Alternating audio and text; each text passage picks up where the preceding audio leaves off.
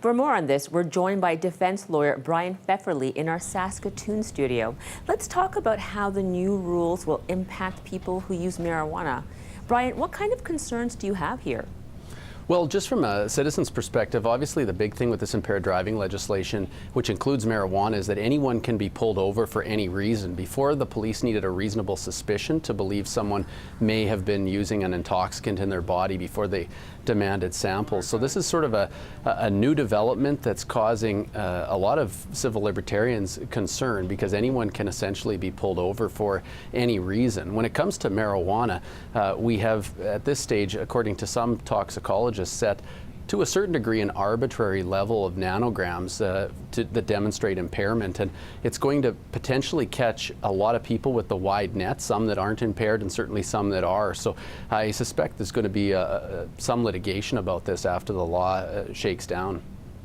And you also have concerns about marginalizing communities. Can you talk about that?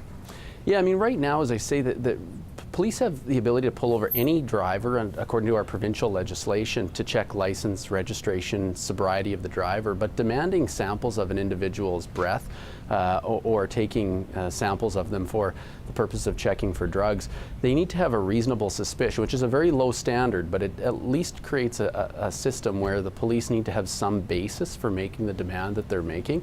And with the new legislation, they're essentially able to pull over any individual that they want and demand a sample of those individuals. And my view certainly is that this is a very unfair law that is going to cause potential racial tensions. Police may have good reason to make a demand of an individual, but if they're a member of a racial minority, they may feel that they're being targeted unnecessarily. And if the police officer is saying, well, no, this is just a random sample, how are we to track that? And how are we to suggest that certain groups aren't being targeted rather than others? And I think it's a law that is going to be challenged.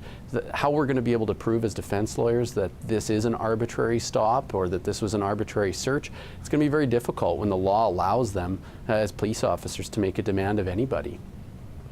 And Brian, what do you think will be the impact of this legislation in the long run?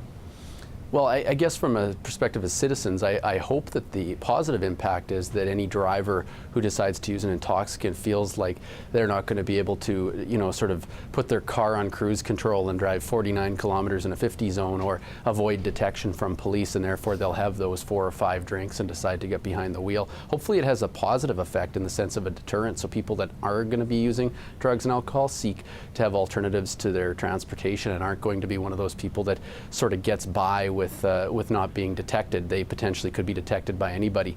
I see the long-term effect of this, though, as potentially winding its way through the constitutional avenue. There's going to be some constitutional challenges made of it. I hope that it doesn't lead to improper race relations between police services like the one in Saskatchewan, like ones in Saskatchewan that I think are taking some really positive steps toward Indigenous and minority groups. So I hope it doesn't have a negative effect in that regard, but I certainly see this playing itself out through the court system, and long-term positive change is obviously what all citizens hope, but I'm not sure that they got it right on this legislation.